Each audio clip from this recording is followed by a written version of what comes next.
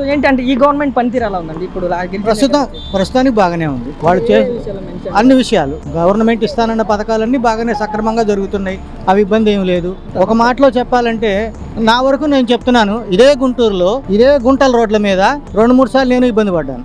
నేను పడేవాడిని, ఉన్నమాట చెబుతున్నానుగా. కానీ ఇప్పటి వరకు నాకు ఏ ప్రాబ్లం రాలా. రోడ్లన్నీ బాగున్నాయి, ప్రశాంతంగా వెళ్ళగలుగుతున్నాం. ముందు ఇప్పుడైనా ప్రజలు ఏం కోరుకుంటారంటే పరిపాలన అది పక్కన పెట్టండి కాసేపు, వాళ్ళకి ఇవ్వాల్సిన మినిమం బేసిక్ ఇన్ఫ్రాస్ట్రక్చర్ కరెక్ట్ గా ఇస్తుందా లేదా, వాళ్ళకి కావాల్సింది ఏంటి? ఇప్పుడు గుంటూరు టౌన్ ఉంది, వీళ్ళు ఏం కోరుకుంటారు? మంచినీళ్ళు కావాలి, అవి కరెక్ట్ గా వస్తున్నాయా లేదా, రోడ్లు ఉన్నాయి, రోడ్లు బాగున్నాయా లేదా, 2 శానిటేషన్ అది బాగా జరుగుతుందా లేదా.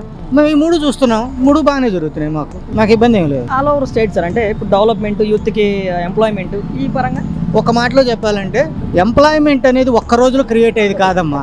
రాజధాని అనేది ఒక్క రోజులో డెవలప్ అయ్యేది కాదు, టైం పడుతుంది. కొంచెం నిదానంగా వెయిట్ చేస్తే మనం హైదరాబాద్లో ఎలా అయితే ఇవాళ ఇటు చదువుకున్న వాళ్ళు అటు ఎంప్లాయ్మెంట్కి పోతున్నారో ఒక్క 15 ఏళ్ళు పడుతుంది. 15 ఏళ్ల తర్వాత నేను ఉండకపోవచ్చు, ఇప్పుడున్న గవర్నమెంట్లో చాలా పెద్దవాళ్ళు కూడా ఉండకపోవచ్చు. కానీ ఏదో ఒక రోజున ఖచ్చితంగా చూస్తారు, అందరూ ఆంధ్రప్రదేశ్లో ఎంప్లాయ్మెంట్ కోసం హైదరాబాద్కి ఎలా అయితే పోతున్నారో అలాగే ఆంధ్రప్రదేశ్కి వచ్చేస్తారు. అలా ఆ ఎఫర్ట్ వీళ్ళు పెడుతున్నారంటారా సార్? అంటే ఇప్పుడు ఉన్నటువంటి ఐటీ మినిస్టర్స్ కానీ లేదంటే చీఫ్ మినిస్టర్స్ కానీ చక్కగా పెడుతున్నారు. ఎందుకంటే ఇప్పుడు వస్తున్న ఐటీ కంపెనీలు మనం చూస్తున్నాం, విశాఖపట్నం ఐటీ సెక్టార్ గా మారుస్తా ఉన్నారు, అక్కడ బాగా చేస్తున్నారు. ఈ స్టేజ్ ను ముందుకు తీసుకెళ్తున్నప్పుడు పరిస్థితులు చూసుకుని గూగుల్ డేటా సెంటర్ రావడానికి ఒక స్టెప్పింగ్ స్టోన్ లాంటి మంచి స్టెప్పింగ్ స్టోన్. ఒక మాటలో చెప్పాలంటే దాని ఉపయోగం తెలిసినోడేమో పట్టించుకుంటాడు, ఉపయోగం తెలియనోడేమో విమర్శ చేస్తారు. ఇంతే, రెండే. రాజకీయం కావాలనుకుంటే విమర్శ, వద్దు అనుకుంటే సపోర్ట్ చేయటం. ఐటీ కంపెనీ అనేది ఖచ్చితంగా ఎంప్లాయ్మెంట్ ని క్రియేట్ చేస్తుంది. అందులో ఇదే మనం ఆలోచించాల్సిన పని ఏం లేదు. వచ్చేసరికి ఖచ్చితంగా తీసుకొస్తున్నారు. అయినా ఐటీ కంపెనీ దేని చూసి వస్తుందమ్మా? స్థిరత్వమైన గవర్నమెంట్ ఉంటేనే ఒక కంపెనీ వస్తుంది.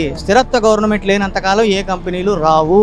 ఇది వాస్తవం. ఇది ప్రజలకు తెలుసు. ఏ గవర్నమెంట్ వస్తే వస్తుంది, ఏ గవర్నమెంట్ వస్తే రావడం లేదనే తెలుసు. కనుక వాళ్ళు ఏం కావాలని కోరుకుంటున్నారో ఆ గవర్నమెంట్ కి మళ్ళీ ఇస్తారు.